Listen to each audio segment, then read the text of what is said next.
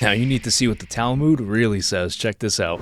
What exactly is the Talmud? The Talmud is actually two books. It's the Mishnah and the Gemara. The Mishnah is supposed to be the oral law that was given to Moses, as well as the Gemara, which is a series of commentaries on said oral law. When we say Talmud, we're usually referring to the Talmud Bavli, or the Babylonian Talmud. Started in 70 AD, following the collapse of the Second Temple, ending in 500 AD. Basically, they needed a way to solidify and continue to teach the teachings of the temple while there was no temple. This is also at the time in which Ashkenazim become fiercely insular and fiercely xenophobic towards their Gentile counterparts. You have to understand, Judaism isn't a religion like Christianity or Islam. It's a very unique and novel thing. From the rabbinic perspective, they don't really view God as a loving, all-dominant, all-present entity, but more like a sentient energy that exists that the rabbis can wield. And you see this across the Talmud. There are several verses wherein rabbis